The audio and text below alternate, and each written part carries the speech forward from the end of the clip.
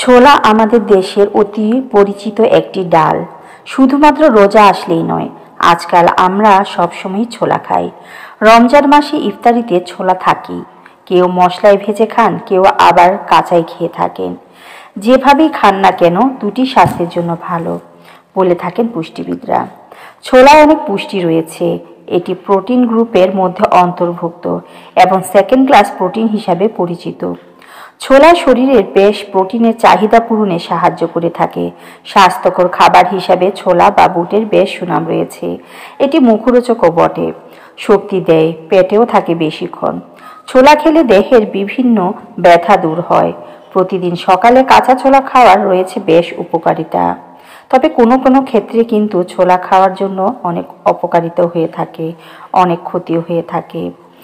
এই ডালে রয়েছে উচ্চ আঁশ, তাই এটি ভালো ডাল হিসাবে বেশ উন্নত। বেশ কিছু গবেষণায় দেখা গেছে ছোলা খাওয়ার পর রক্তে শর্করার মাত্রা খুব ধীরে ধীরে বাড়লে এবং ছোলার আঁশ রক্তে উপস্থিত গ্লুকোজের মাত্রাকে নিয়ন্ত্রণে সাহায্য করে। সেই জন্য ডায়াবেটিস রোগীর ক্ষেত্রে ছোলার কোনো জুড়ি নেই। কাঁচা, সেদ্ধ বা তরকারি রান্না করেও খাওয়া যায় এটি।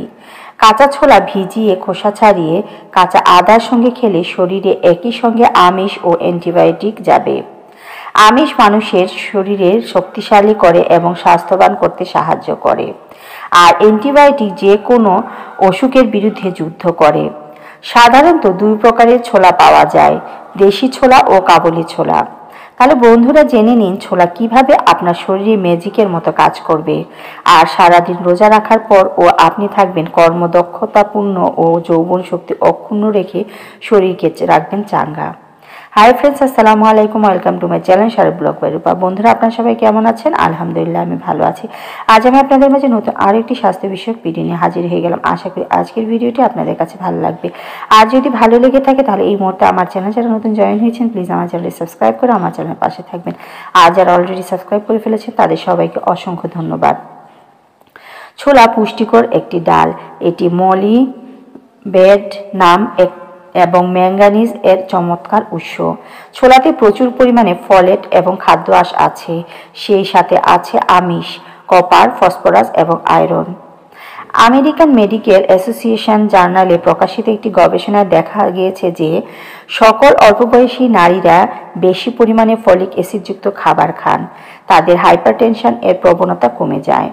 যেহেতু ছোলায় বেশ ভালো পরিমাণে ফলিক অ্যাসিড থাকে, সেহেতু ছোলা খেলে রক্তচাপ নিয়ন্ত্রণে রাখা সহজ হয়। এছাড়া ছোলা বয়ঃসন্ধি পরিবর্তনকালে মেয়েদের হার্ট ভালো রাখতেও সাহায্য করে। অপর এক গবেষণায় দেখা গেছে যে যারা প্রতিদিন হাফ কাপ ছোলা, শিম এবং মটর খায়, তাদের পায়ের আর্টারিতে রক্ত চলাচল বেড়ে যায়। তাছাড়া ছোলায় উপস্থিত আইসোফ্লাভোন ইসকেমিক স্ট্রোকে আক্রান্ত ব্যক্তিদের আর্টারির কর্মদক্ষতাকেও কিন্তু বাড়িয়ে দেয়। অস্ট্রেলিয়ান গবেষকরা দেখিয়েছেন যে খাবারে ছোলা যুক্ত করলে টোটাল কোলেস্টেরল এবং খারাপ কোলেস্টেরল পরিমাণ কমে যায়। ছোলাতে দ্রবণীয় এবং অদ্রবণীয় উভয় ধরনের খাদ্য আঁশ রয়েছে, যা হৃদরোগে আক্রান্ত হওয়ার ঝুঁকি কমিয়ে দেয়। কোরিয়ান এক গবেষণায় দেখা গিয়েছে যে বেশি পরিমাণে ফলিক অ্যাসিড খাবার গ্রহণের মাধ্যমে নারীরা কোলন ক্যান্সার এর ঝুঁকি থেকে নিজেদেরকে মুক্ত রাখতে পারেন। এছাড়া ফলিক অ্যাসিড রক্তের অ্যালার্জির পরিমাণ কমিয়ে অ্যাজমার প্রকোপও কমিয়ে দেয়। আর তাই নিয়মিত ছোলা খান এবং সুস্থ থাকুন। এখন যে বিষয়টি নিয়ে আলোচনা করব তা আমাদের সমাজ, পরিবার এবং সবকিছুর জন্য কিন্তু খুবই গুরুত্বপূর্ণ। যৌনশক্তি বাড়াতে এর ভূমিকা যথেষ্ট গুরুত্বপূর্ণ। রাতে ছোলা ভিজিয়ে রেখে সকালে খালি পেটে প্রতিদিন খেলে যৌনশক্তি বাড়বে। শ্বাসনালীতে জমে থাকা পুরানো কাশি বা কফ ভালো হওয়ার কাজেও কিন্তু শুকনো ছোলা বেশ উপকারী। ছোলা বা বুটের শাকও শরীরের জন্য বিশেষ উপকারী। প্রচুর পরিমাণে ডায়েটারি ফাইবার বা আঁশ রয়েছে এই ছোলায় ও ছোলার শাকে। ডায়েটারি ফাইবার খাবারে অবস্থিত পাতলা আঁশ, যা কোষ্ঠকাঠিন্য দূর করে। 100 গ্রাম ছোলায় আছে প্রায় 17 গ্রাম আমিষ বা প্রোটিন, 64 গ্রাম শর্করা বা কার্বোহাইড্রেট এবং 5 গ্রাম ফ্যাট বা তেল। ছোলার শর্করা বা কার্বোহাইড্রেট গ্লাইসেমিক ইন্ডেক্স কম, তাই ডায়াবেটিস রোগীর জন্য ছোলা বেশ কার্যকর এবং ছোলার শর্করাও ভালো। সালফার নামক খাদ্য উপাদান থাকে এই ছোলাতে। সালফার মাথা গরম হয়ে যাওয়া, হাত পায়ের তলায় জ্বলা যন্ত্রণা কমায়। এছাড়াও এতে ভিটামিন বিও আছে পর্যাপ্ত পরিমাণে।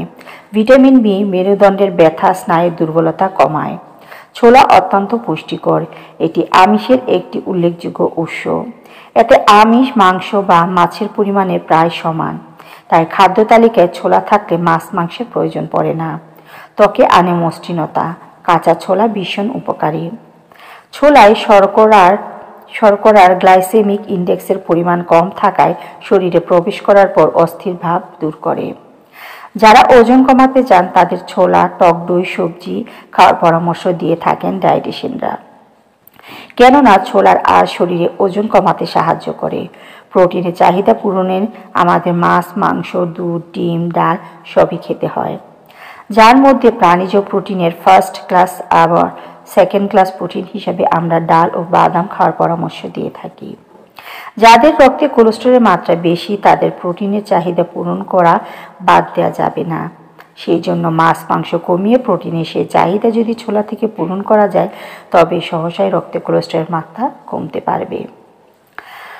ছোলা আমাদের দেশে সাধারণত দুইভাবে খাওয়া হয়। একটি হচ্ছে আস্ত ছোলা, যেটাকে আমরা অনেক সময় ভেজে খাই বা সিদ্ধ করে খাই। আরেকটি হচ্ছে ছোলার ছাতু। আমাদের গ্রামাঞ্চলে অনেক সময় ছোলার গুঁড়া করে সেই ছাতু ব্যবহার করা হয়। যাদের ওজন বাড়ানোর প্রয়োজন হয় তাদের ক্ষেত্রে এবং বাচ্চাদের খাবারে এই ছোলার ছাতু ব্যবহার করা থাকে। ছোলা অত্যন্ত পুষ্টিকর। এটি আমিষের একটি উল্লেখযোগ্য উৎস। ছোলা আমিষের পরিমাণ মাছ মাংসে আমিষের পরিমাণ প্রায় সমান।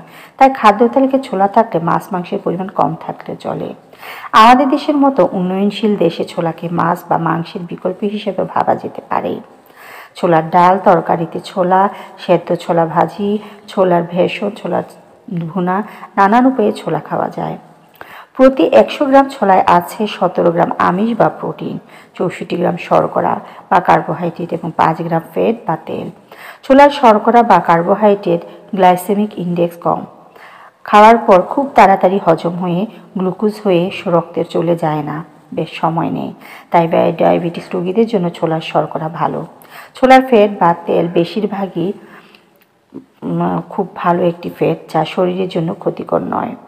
প্রোটিন, কার্বোহাইড্রেট ও ফ্যাট ছাড়া ছোলায় আরও বেশি বিভিন্ন ধরনের ভিটামিন ও খনিজ লবণ রয়েছে। প্রতি 100 গ্রাম ছোলায় ক্যালসিয়াম আছে প্রায় 200 মিলিগ্রাম, লৌহ 10 মিলিগ্রাম ও ভিটামিন এ 100 মাইক্রোগ্রাম। এছাড়াও আছে ভিটামিন বি1, ভিটামিন বি2, ফসফরাস ও ম্যাগনেসিয়াম। এই সবই শরীরের জন্য বেশ কাজে লাগে। ছোলার খাদ্য আঁশও আছে বেশ। এই আঁশ কোষ্ঠকাঠিন্যের জন্য উপকারী।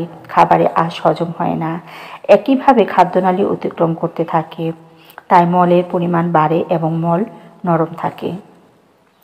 এতে কোষ্ঠকাঠিন্য দূর হয় এবং মলত্যাগ করা সহজ হয়। নিয়মিত মলত্যাগ হয়ে যায় বলে ক্ষতিকর জীবাণুগুলো খাদ্যনালীতে থাকতে পারে না। ফলে খাদ্যনালীর ক্যান্সার হওয়ার সম্ভাবনা কমে এবং খাদ্যের আঁশ রক্তের চর্বি কমাতে সহায়তা করে।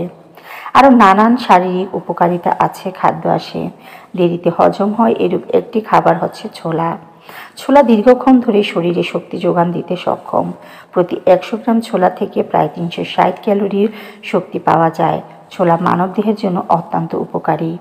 তো বন্ধুরা, এখন জেনে নিন ছোলা কাদের জন্য ক্ষতিকর এবং কারা খেতে পারবেন না। কাঁচা ছোলার উপকারিতা সবাই জানা, তবে যে কোনো কিছুই হোক না কেন নিয়ম করে খাওয়াটা জরুরি, না হয় হিতে বিপরীত হওয়ার সম্ভাবনা থাকে। কাঁচা ছোলারও অপকারিতা রয়েছে। কাঁচা ছোলার অপকারিতা এবার জেনে নিন। কাঁচা ছোলা ভেজে খেতে আমরা সবাই খুব পছন্দ করি, কিন্তু এটা একেবারেই ঠিক নয়। অনেকের ওজন বৃদ্ধি পায়, মোটা হয়ে যায় বা উচ্চ রক্তচাপের সমস্যা রয়েছে, তারা কাঁচা ছোলা খেতে পারেন, কিন্তু কোনোভাবেই কাঁচা ছোলা ভেজে খাবেন না। যাদের বমির সমস্যা রয়েছে তাদেরও কাঁচা ছোলা খাবেন না। তেল মশলা দিয়ে তৈরি করা ছোলা খেতে অনেকে পছন্দ করে থাকি, যারা চানা মশলাও বলা হয়ে থাকে। যাদের ওজন বেশি তারা এই ধরনের ছোলা খাওয়া থেকে বিরত থাকুন, কারণ অতিরিক্ত তেল মশলা তাদের জন্য খুবই ক্ষতিকর। এবং যাদের হজম শক্তি কম তারাও কাঁচা ছোলা সহজে হজম হতে পারে না, এই জন্য তাদেরও কিন্তু কিডনি সমস্যা হতে পারে। যাদের রক্তের ডায়ালিসিস চলছে এবং যাদের শরীরে কিটেনিন ও ইউরিক অ্যাসিডের পরিমাণ বেশি রয়েছে তারা যে কোনো রকমের ছোলা খাওয়া থেকে বিরত থাকবেন। কাঁচা ছোলা রাতে পানিতে ভিজিয়ে রাখুন এবং সকালবেলা এই কাঁচা ছোলা ধুয়ে পরিষ্কার করে পেঁয়াজের সঙ্গে চিবিয়ে খেতে হবে। যারা প্রথম অবস্থায় কাঁচা ছোলা খাওয়া শুরু করতে চান তারা ভেজানো ছোলা কিছু সময় সেদ্ধ করেও খেতে পারেন। এই ছোলা বাড়িতে ডালের মতো রান্না করেও কিন্তু খেতে পারেন। তো বন্ধুরা, আজকের ভিডিওটি আপনাদের কাছে কেমন লাগলো? যদি ভালো লেগে থাকে অবশ্যই ফ্রেন্ডস এবং ফ্যামিলির সাথে শেয়ার করে দেবেন। আর এমনই আরও নতুন নতুন ভিডিও দেখার আমন্ত্রণ জানিয়ে আজকের মতো এখানে বিদায় নিচ্ছি। সবাই ভালো থাকবেন, সুস্থ থাকবেন। আল্লাহ হাফেজ।